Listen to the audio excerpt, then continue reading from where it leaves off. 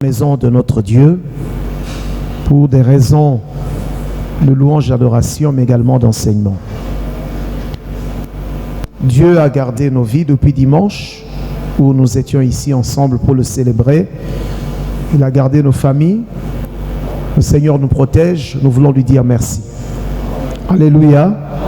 Alors les mercredis, nous venons pour nous enrichir dans la parole de Dieu, mais également pour nous affermir dans la marche de la foi. Et nous sommes en train de parler du missionnaire que tu es, le missionnaire que je suis. Nous sommes en train de parler de l'armée de Dieu constituée des missionnaires, des messagers de Dieu, les délégués du royaume du Seigneur qui ont pour mission d'aller partager le message de grâce. Nous reprenons donc rapidement nos Bibles dans le livre de Matthieu au chapitre 9. Parce que la dernière fois, c'est donc là que nous sommes arrêtés. Matthieu chapitre 9. Donc, lorsque je dis que c'est là que nous sommes arrêtés, c'était donc le texte principal. Parce que nous avons à côté de cela lu d'autres textes. Nous sommes en train de nous préparer, comme je vous ai dit, pour la grande mission que le Seigneur Jésus a confiée aux disciples, par extension donc à l'Église ou à son Église. Notre devise, le livre d'Ézéchiel au chapitre 22, verset 30, il dit que je cherche parmi les hommes une seule personne qui peut se tenir à la brèche, mais je n'en trouve pas. Suivez-moi bien. Avant qu'on lise dans la Bible, dans le livre de Matthieu chapitre 9, je voudrais que vous compreniez que les missionnaires sont une race rare, une espèce rare, parce qu'il y a très peu de gens qui acceptent de devenir volontaires pour le salut des âmes, même pour intercéder pour les autres. C'est comme ça que dans le livre d'Ézéchiel, auquel j'ai fait référence, il dit, le Seigneur cherche une seule personne. Il n'a pas besoin de plusieurs personnes, une seule. Alors lorsque vous trouvez des gens qui ont accepté, n'est-ce pas, de taire leurs ambitions personnelles, leurs projets, et se mettre au service de Dieu, ce sont des personnes rares. Alors, les églises mal enseignées ont une facilité à clouer les serviteurs de Dieu lorsqu'ils commettent des erreurs.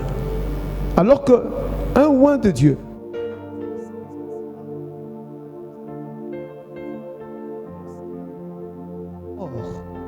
l'assassinat, n'est-ce pas, de Saoul, alors que Saoul s'est comporté comme un ennemi envers David. Mais lorsque Saoul est mort, après avoir reçu la nouvelle du décès de Saoul, David ne s'en est pas réjoui. Au contraire, il a versé de chaudes larmes, il a pleuré. Il dit, mais comment les héros sont-ils tombés? Et vous allez voir que celui qui apporte la nouvelle, David ne va pas lui laisser la vie sauve. Il dit, mais toi alors, qu'est-ce que tu avais fait? Pourquoi vous avez permis qu'on touche à loin de l'Éternel? Parce que ce sont des gens rares. Alléluia. Retenez avec moi que les missionnaires font partie de cette race rare. Lorsque le Seigneur les trouve, il les garde, il les conserve.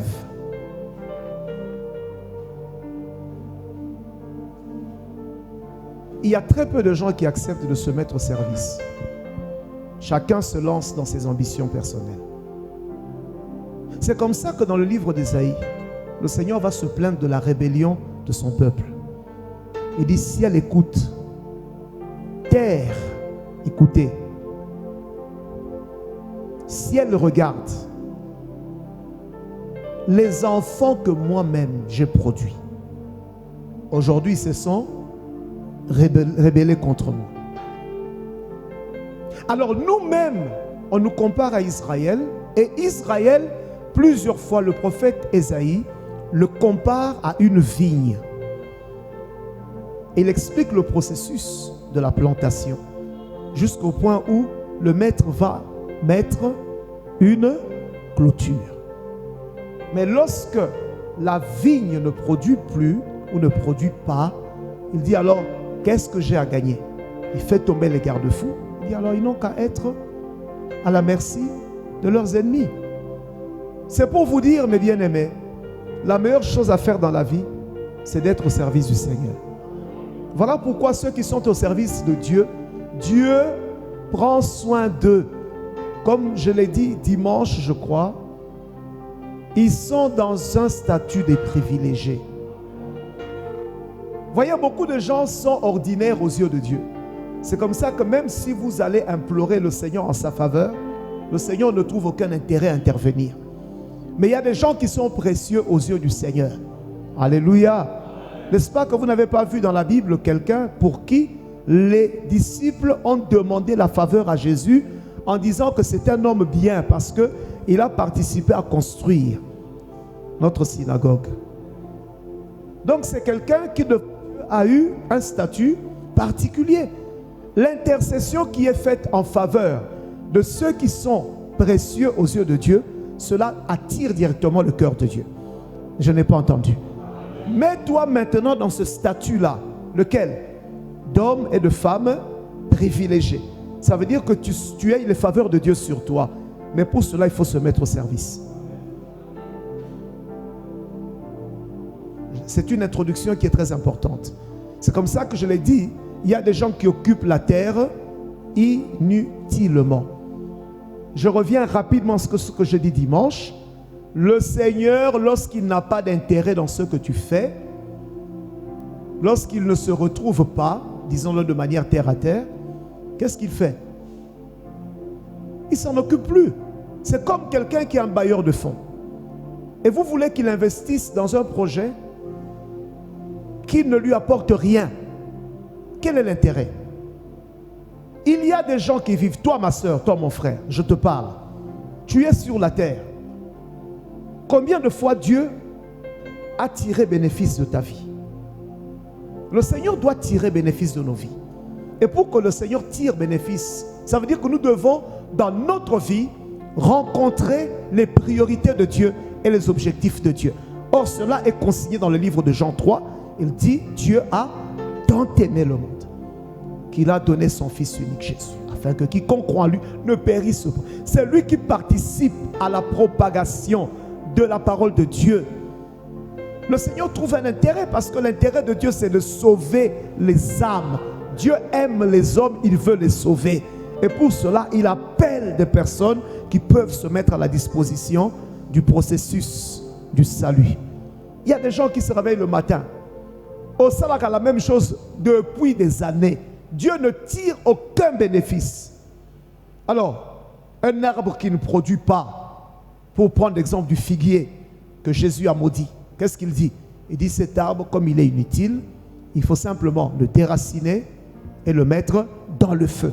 Le problème, c'est qu'on peut mettre ici un autre arbre qui peut nous être plus utile. Nous voulons tous être au service de Dieu. Et Dieu doit trouver un intérêt dans ce que nous faisons. Voilà pourquoi la Bible dit que ceux qui sont à Dieu, Dieu les connaît. Ceux-là qui sont à lui, ça veut dire ceux qui à ses yeux sont précieux. Voilà pourquoi dans le livre de Psaume il est écrit ne touchez pas. Ah mais ouais, ne les touchez pas parce que c'est une race rare. Devenez une race rare, devenez des gens précieux pour le Seigneur. Alléluia. Vous connaissez ce verset qui dit que une maman, je l'ai dit la dernière fois, une mère peut oublier son enfant, mais l'Éternel ne peut pas oublier son oint. Devenez un oint de Dieu et vous savez que les yeux et les regards du Seigneur seront sur vous. Et les faveurs de Dieu, eux, seront sur vous. Qu'est-ce que c'est qu'un oint de Dieu? Vous savez, sur cette question-là, beaucoup de gens ont de la confusion. Les gens pensent qu'un oint de Dieu, c'est celui qui a fini par être reconnu par ses pairs comme serviteur avec un grand titre. On dit qu'un oint de Dieu, c'est le pasteur. Un oint de Dieu, c'est le prophète. Non, un oint de Dieu, ce n'est pas ça que ça veut dire. Un oint de Dieu, c'est celui qui a accepté l'appel de Dieu et qui a accepté de se sanctifier et de se mettre à part pour la mission de Dieu. Il devient maintenant un oint de Dieu.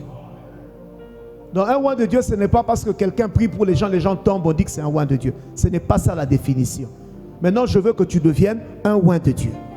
Ça veut dire que tu te sanctifies, tu te mets à part pour ton Dieu. Si tu le fais, le Seigneur prendra soin de toi. Amen. Lisons Matthieu 9. Allez-y, Matthieu 9 rapidement. Je reprends le même verset, verset 35. Il est écrit: Jésus parcourait toutes les villes et les villages, enseignant dans les synagogues.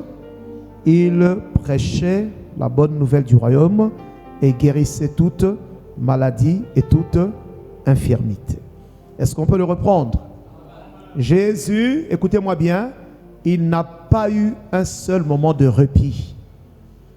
Ok? Il ne s'est pas reposé. Et la Bible, vous voyez, la Bible a des précisions.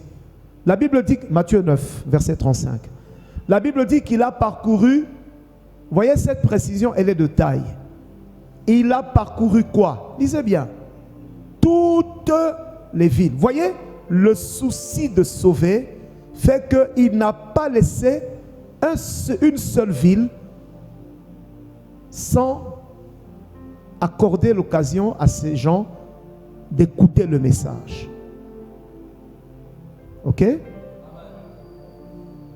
Alors, ce qui nous intéresse, c'est, nous sommes en train de travailler sur le profil du missionnaire. Un mandataire de Dieu. Parce que nous sommes des mandataires. Et l'apôtre Paul va dire de nous, je reprends ça rapidement, il va dire de nous que nous sommes des ambassadeurs du Christ. Ok? Voyez tout le privilège qu'il y a lorsque vous êtes un diplomate en poste. Un ambassadeur, d'abord, il vient faire de la représentation. Ça, c'est un. Et deuxièmement, tout ce qu'il a, là où il loge, sa personne, sont couvertes par une forme d'immunité. Ok?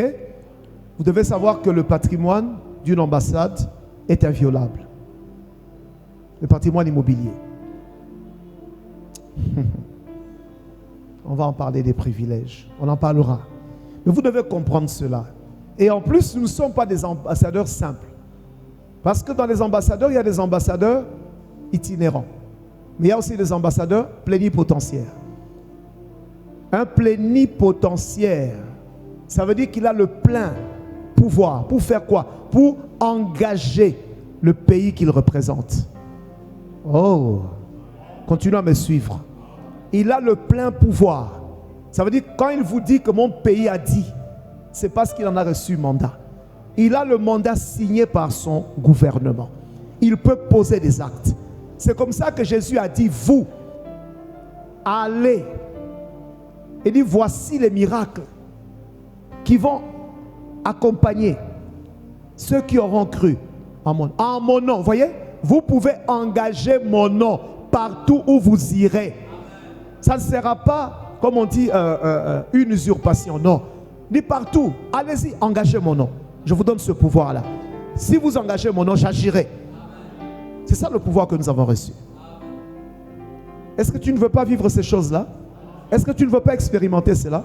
Sinon, comment arrivons-nous, par exemple, à chasser les démons? Dans le nom de Jésus. Parce que nous avons reçu le pouvoir. Et Jésus a dit aux disciples, je vous ai donné le pouvoir de chasser les démons. Alléluia. Alors la Bible dit que Jésus n'a pas laissé une seule ville, n'a pas laissé un seul village. Nous aussi, nous n'allons pas laisser une seule portion d'espace au péché et aux fausses doctrines. Nous devons parcourir pour aller annoncer la bonne nouvelle. Alors, le profil de celui qui doit faire ce travail, le mandataire. Amen. Tu es un mandataire. J'avais Jésus, je vous ai expliqué d'une manière assez explicite que Jésus, lorsqu'il allait, il était constant, n'est-ce pas? Je vous ai dit qu'il y a un facteur risque qui accompagne ce travail. Vous avez oublié que Jésus avait 30 ans quand il a commencé le ministère. Et il a pris des risques énormes, même pour sa personne. Combien de fois on n'a pas failli le lyncher? Mais parce qu'il devait absolument faire ce travail. Le missionnaire qui n'aime pas prendre des risques, c'est un faux missionnaire. Parce qu'aujourd'hui, vous avez des missionnaires qui attendent la récompense des hommes. Alors, au lieu de faire la mission, ils veulent rester serviteurs des hommes dans une assemblée. Non, vous devez aller vers les païens. C'est eux qui ont besoin de la parole de Dieu. Et c'est pour eux que Dieu nous a appelés. Alléluia. Alors, Jésus partant, comme je l'ai dit, mais il avait aussi son langage. Il avait son message. Amen. Je vous ai dit qu'un missionnaire de Jésus, j'espère que vous êtes en train d'écrire, il a ses particularités, ou il a sa particularité. Cela commence déjà par le message lui-même. Est-ce que vous pensez que c'est en vain que quelqu'un ou un groupe de gens ait dit que jamais homme n'a parlé comme cet homme? C'est parce qu'il avait un message qui était différent de celui des prêtres, des sacrificateurs et des docteurs de la loi. Notre message est différent. Ok? Vous voulez parcourir les villes, vous allez parcourir les villages, mais il faut aller avec un message. Quel est notre message? Je l'ai dit ici, c'est le message qui appelle à la repentance. Les missionnaires viennent pour attaquer le péché. Les missionnaires ne sont pas envoyés pour faire de la complaisance. Aujourd'hui, les gens fréquentent des églises où on s'amuse avec le péché, où on minimise le péché et on relativise le péché. Non, le péché, c'est la chose la plus mauvaise. Parce que vous savez que c'est le péché qui nous met en séparation avec le Seigneur. Comment vous pouvez laisser les gens vivre dans le péché alors que vous savez très bien que même s'ils se mettaient à prier, la chose qui va bloquer leur prière, c'est le péché. Le messager que tu es, que je suis, nous devons avoir notre message, le message de notre maître, celui qui nous a donné le mandat, c'est d'aller parler en son nom pour demander aux gens de se repentir de leurs péchés et pour leur présenter la réalité de l'éternité. Parce que beaucoup de gens ne savent pas qu'après la mort, il y a une vie. Le royaume de Dieu. Alors vous allez voir dans les églises, aujourd'hui les gens vont vers le monde au lieu d'apporter leur message, le message authentique de leur maître. On commence maintenant à concocter des choses, on fait des montages pour essayer de séduire les gens. On ne séduit pas les gens dans les choses de Dieu. Parce que si vous voulez chercher, si vous cherchez à séduire les gens, le travail que vous faites est un travail superficiel. Les gens vont venir sur la base de ce qu'ils voient là. Ça veut dire que ça va être de manière intéressée. Ils viennent par intérêt. C'est ça l'erreur que nous avons commise, non? Oza la malade, yaka. Oza na besoin mbongo, yaka. Olingi libala, yaka. Olingo somanda, yaka. Ils se sont arrêtés là. Alors que nous devions plutôt parler de la repentance. Parce que la chose la plus importante, c'est la relation que l'homme peut avoir avec Dieu. Vous pouvez donner des prophéties à quelqu'un, mais s'il ne donne pas sa vie à Jésus, il n'a aucune relation avec Dieu. Vous ne lui rendez pas un bon service. C'est comme quelqu'un qui a des millions, mais il ne sait pas les utiliser. Il faut avoir le code. Le code, c'est la relation avec le Seigneur. Le code, c'est cette amitié, comment je veux dire, union avec le Seigneur. Donc vous les missionnaires, vous les enfants de Dieu, vous de cette église, nous allons nous lancer dans la mission avec notre message, c'est la repentance. Tu peux dire amen bien. Alors, ça ne sert à rien d'aller vers les gens. Voyez, les gens commettent les erreurs. Ils ont mis la prophétie avant la repentance. Non. Ça, c'est ce qu'on dit, mettre la charrue avant les bœufs. Est-ce que vous me suivez bien? Vous savez, le seul message que Dieu soutient avec force et que le Saint-Esprit va appuyer, c'est le message qui consiste à ramener un cœur vers le Seigneur. Parce qu'avec ce message-là, Dieu est d'accord. Mais nous avons commis des erreurs, nous les missionnaires. Nous partons d'abord avec le miracle. Non. Nous devons d'abord partir pour demander la réparation. Parce que l'homme a péché contre Dieu. L'homme doit réparer avec Dieu. Et Dieu aussi, il faut dire aux gens, Dieu aussi est prêt. Le Seigneur est disposé à vous accepter. Mais cela se passe par le Messie, le Christ. Notre message, c'est le message de la repentance. Est-ce que tu peux dire la repentance? Lorsque vous vous retrouvez quelque part, expliquez aux gens que Dieu n'aime pas l'iniquité. Dieu n'aime pas le péché. Mais ce qui est terrible, nous qui sommes censés aller parler aux autres, dans nos églises, nous-mêmes, nous sommes liés dans ces choses-là.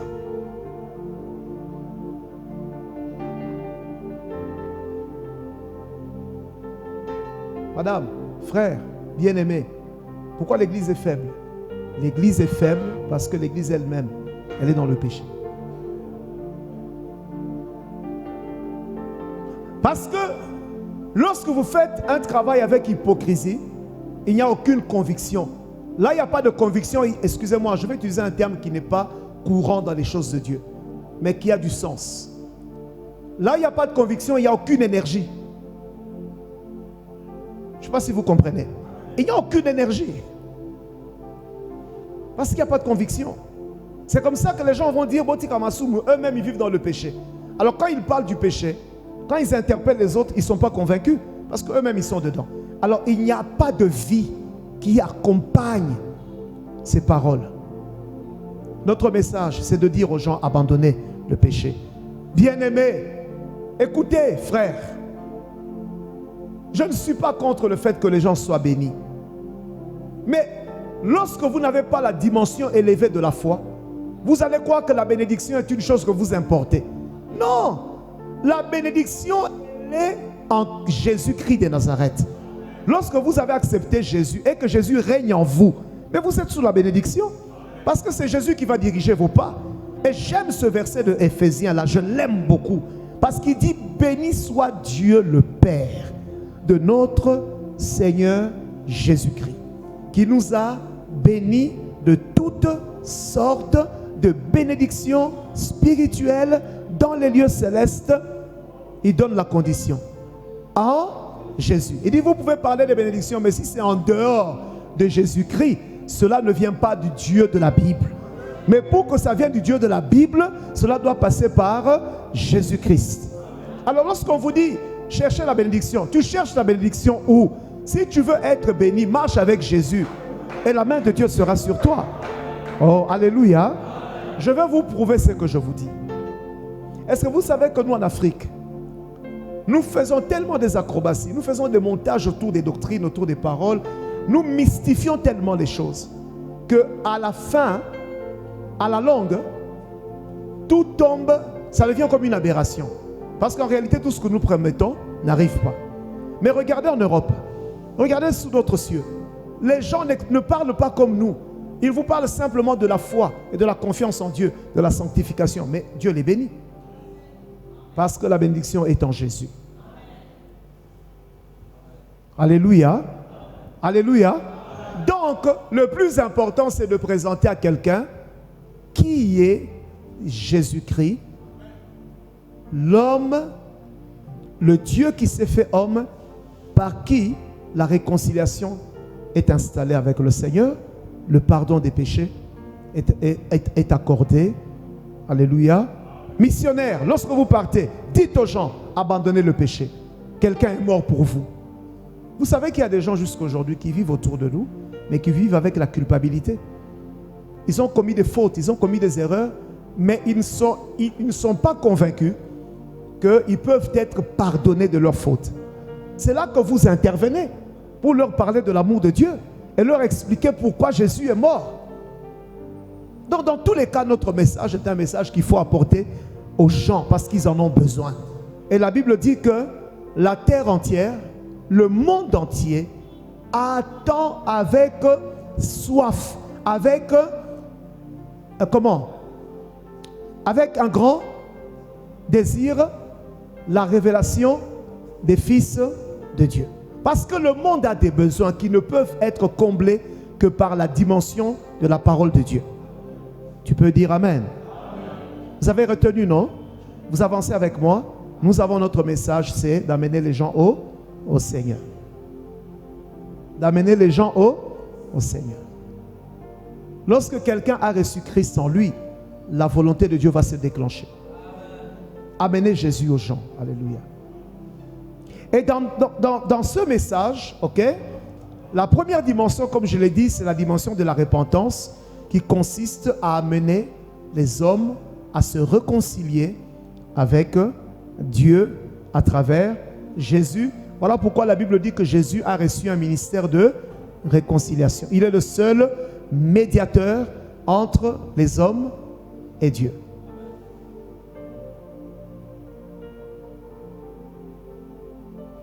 Alors, maintenant, il se pose aussi parfois un problème de présentation de ce message. Suivez-moi s'il vous plaît, parce que nous sommes en train de vous former. Vous savez qu'il y a des gens qui peuvent avoir des bonnes choses à vous dire, mais qui communiquent mal. Et vous avez des difficultés à percevoir le bien fondé de ce que ces gens sont en train de vous dire. Suivez-moi attentivement, parce que c'est important ce que je veux vous dire. Le message de la repentance doit être apporté avec une dimension d'amour. Nous en avons parlé 1 Corinthiens 13. Le type d'amour qui doit être dans nos cœurs. Il y a des gens qui apportent le message de la repentance sous couvert de jugement avec une tonalité de condamnation. Parfois nous communiquons mal. Lorsque vous venez pour dire aux gens de revenir au Seigneur et que vous-même vous tenez un langage de jugement, ces gens ne vont pas vous écouter. Parce que vous les avez déjà condamnés avant même de leur accorder la possibilité de faire la démarche de la repentance.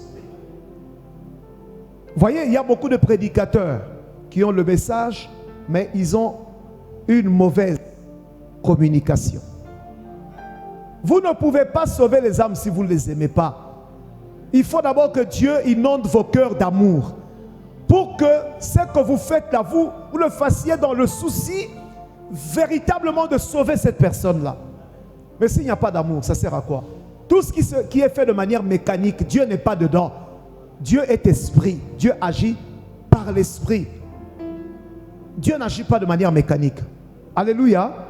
Il va de soi maintenant que vous devez comprendre, il va de soi, que le missionnaire doit impérativement avoir un cœur pur, un cœur rempli d'amour, rempli de sentiments de pitié, de sentiments de grâce et de miséricorde. Sinon, vous ne serez jamais un bon missionnaire. Vous voyez, il y a des gens qui sont bloqués parce qu'ils sont incapables d'aller parler à tel ou tel. Ils sont déjà en conflit avec lui. Comment il va aller parler? Vous allez voir des églises. Vous allez voir, il y a des ministères où, au lieu de nous pousser à développer l'amour, on nous pousse plutôt à développer un esprit de vengeance. Voilà pourquoi tout ce que nous faisons, c'est Indela et Moto. Mais je vous ai toujours dit, la Bible dit que la justice des hommes, elle n'est pas celle de Dieu. Là où nous demandons la vengeance, le Seigneur dit non, non, à moi la vengeance et la rétribution. Pas à vous. Mais attention, Quand il dit ça, ça veut dire quoi? Il dit, quand je veux venger, je veux le faire selon moi, selon mes méthodes et dans ma souveraineté. Je ne vous demanderai pas votre avis. Parce que la justice des hommes est une tunique souillée. Si je vous demande votre avis, vous, les hommes, vous êtes déjà souillés. Vous ne donnerez jamais quelque chose de bon. Alors laissez-moi faire. Alors, vous demandez la mort, Dieu ne veut pas la mort. Et il vient même insister pour dire, le Seigneur ne veut pas la mort du pécheur. Donc nous devons avoir à nous l'amour. Vous ne pouvez pas annoncer le message de la repentance sans amour. Un missionnaire doit recevoir l'amour. J'espère que vous me suivez. C'est qui tue les églises. On n'enseigne rien. Les gens viennent, ils crient. On leur promet ceci, moto, tout ça, et puis ils rentrent chez eux. 2 ans, 5 ans à l'église, ils ne connaissent pas un seul verset biblique. Non, vous devez connaître la parole de Dieu. Et connaître aussi la pédagogie divine. Ou la pédagogie céleste. Parce que Dieu a sa pédagogie. Dieu a ses méthodes. Le Seigneur a ses approches. Qui ne sont pas toujours semblables aux nôtres. Je peux avancer. Dans notre langage, nous devons aller en ville. Tout ça, pourquoi? Pour demander aux hommes de se réconcilier avec Dieu. Leur présenter l'amour de Dieu. Alléluia. Un missionnaire qui n'entre pas dans la dimension des dieux, comme je le dis dimanche, il ne va jamais sauver les gens. Un missionnaire qui reste charnel dans des conflits, avec la haine dans son cœur, avec la jalousie, et tout ça. Mais mon cher, ma soeur, mon frère, tu vas amener quelqu'un comment au Seigneur? Est-ce que d'abord tu auras du souci pour lui? Voilà pourquoi dans la foi chrétienne, il y a ce qu'on appelle la maturité. Il y a des gens qui ne savent pas le faire de Dieu parce qu'ils n'ont pas encore atteint la maturité. Vous voyez Jésus, il était venu comme sauveur. Vous avez vu tout ce qu'on lui a fait? On l'attrape parce que pour être un peu pudique, dans la Bible, on présente certaines choses de manière à ne pas offenser, offusquer les gens. Mais en réalité, il était nu. Oui. Sur la croix, il avait quoi? Il était quasi nu. Il n'y avait rien. Vous voyez tout ce qu'ils ont fait subir au Christ. On l'a frappé, on l'a flagellé, on l'a fouetté. Il y a des gens qui ont craché sur lui. Mais quand il est arrivé à la croix, vous voyez la dimension d'un Dieu. Quand il arrive à la croix, on va même jusqu'à le percer le côté. Mais qu'est-ce qu'il dit? Père, pardonne-leur. Parce qu'ils ne savent pas ce qu'ils font. Parce que lui, il est dans la dimension d'un Dieu. L'amour qu'il a, c'est l'amour de Dieu. Mais nous avons difficile à aller vers les gens avec l'amour parce que nous avons encore la dimension de la chair qui est manifestée par l'orgueil. Un homme orgueilleux ne peut jamais travailler au salut des âmes. C'est impossible, ça ne marchera pas. Là où il y a l'amour, on l'a lu dans 1 Corinthiens 13, non? Les caractéristiques de l'amour divin. Il dit quoi? C'est l'amour qui accepte tout, qui supporte tout, qui pardonne tout. Un missionnaire, alléluia. Est-ce que vous savez que Jésus a prévenu les disciples? Il leur a dit, dans certaines maisons quand vous irez, on ne va pas vous accueillir. Il y a des endroits où on va vous chasser comme des malfaiteurs. Quand vous serez chassés, secouez seulement les pieds et partez. Voyez, donc, mais toi maintenant, si tu n'as pas compris que si tu as l'amour, cet amour-là qui t'amène à accepter, on peut t'insulter, mais tu acceptes parce que tu comprends, tu dis, Seigneur, cet homme-là ne sait pas ce qu'il fait. Le diable est en sa vie, le péché l'a envoûté. Il faut qu'il soit libéré. Aujourd'hui, nous trouvons des pasteurs qui vous prêchent des messages qui vous amènent presque à adopter la loi du talion. Oh, Jésus. Non, ce n'est pas ça.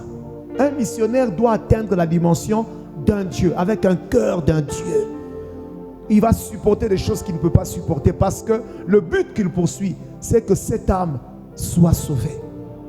Alléluia. Alléluia. Alléluia. Écoutez-moi bien. Est-ce que vous savez que le Seigneur lui-même, à un moment donné, il dit à Moïse, ce peuple ici, je veux le détruire maintenant. Il dit, c'est un peuple têtu. Je veux le détruire. C'est pour vous montrer. Mais c'est Moïse qui dit, non Seigneur, si tu le fais, les autres nations diront que en réalité tu as été incapable d'accomplir ta promesse de les amener dans la terre promise. Ne le fais pas. La dimension d'un Dieu, c'est une dimension qui consiste, qui va vous amener à supporter certaines choses, mais à encaisser, dans le seul but de sauver. Mais un missionnaire qui ne sait pas supporter, qui ne sait pas encaisser, qui n'a pas cet amour-là, ne fera pas la mission. Et le diable, quelquefois, il va endurcir les cœurs des gens autour de nous. Et c'est l'épreuve que Dieu met devant nous. Au commis quelque part, tu fais quoi? Ça vous est déjà arrivé? Vous savez, nous aujourd'hui, on est tellement on n'est pas enseigné que on croit que l'œuvre de Dieu, c'est l'aspect où vous prêchez, les gens crient, vous chantez, les gens acclament, vous passez quelque part, les gens vous saluent avec enthousiasme. Non, c'est faux. L'œuvre de Dieu a aussi ses aspects, des épreuves. Je ne sais pas si vous comprenez. Maintenant, pour traverser ces épreuves-là, pour les transcender, c'est le problème du cœur. Il y a un moment même dans la église, excusez-moi, il y a un ou bien, Moli Moussa dans la macacité pour n'ani parce que batuni va na dimension à chaîne. Il y a un moment la raison muke ba ko funda. Moni sœur wana makamwa salinga. Moni frère wana makamwa salinga. Mais yo ko supporter te. Est-ce que yo po yo bongo la motema? E makambo o batu boni ba bondeli po na yo. Est-ce que moni patience o yeso azalaka nango? Parce que sinon tenza balinga alongolo na samukili. Ah, tu serais déjà parti et prêt pour l'enfer. Mais quand azalaka patient. L'amour est patient. Ok, dans notre dimension, ok, dans notre message, il y a l'arrêt, repentance, amener les gens à la réconciliation avec Dieu. Mais pour arriver, il faut avoir l'amour. Dis avec moi l'amour. Dis encore l'amour, l'amour, l'amour. Dis encore l'amour, l'amour, l'amour. Alléluia. Alors, il y a des gens qui veulent parler de Jésus, mais eux-mêmes ne présentent pas Jésus. Suivez-moi bien. Il y a des gens qui viennent vous parler de Jésus, mais eux ne manifestent rien de Jésus.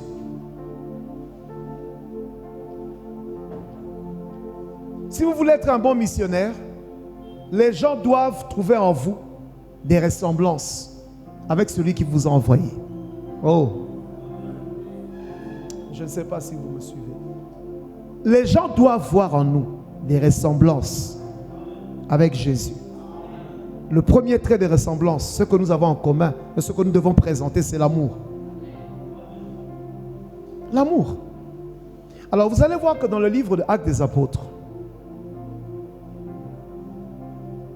j'aimerais qu'on retrouve le verset, on va le lire. Actes des Apôtres chapitre 11, allons-y. Actes des Apôtres chapitre 11 à partir du verset 19. Actes des Apôtres chapitre 11, nous partons du verset 19. Allons-y ensemble. J'aimerais que la lecture soit effectuée par chacun de nous si possible. On y va. Ceux qui avaient été dispersés par la persécution survenue à propos d'Étienne allèrent jusqu'en Phénicie, dans l'île de Chypre et à Antioche, annonçant la parole seulement aux Juifs. Il y eut cependant parmi eux quelques hommes de Chypre et de Cyrène qui, étant venus à Antioche, s'adressèrent aussi aux Grecs et leur annoncèrent la bonne nouvelle du Seigneur Jésus. La main du Seigneur était avec eux, et un grand nombre de personnes crurent et se convertirent au Seigneur. Le bruit en parvint aux oreilles des membres de l'église de Jérusalem. Alors ils envoyèrent Barnabas jusqu'à Antioche. Lorsqu'il fut arrivé et qu'il eut vu la grâce de Dieu, il s'en réjouit. Il les exhorta tous à rester d'un cœur ferme, attaché au Seigneur.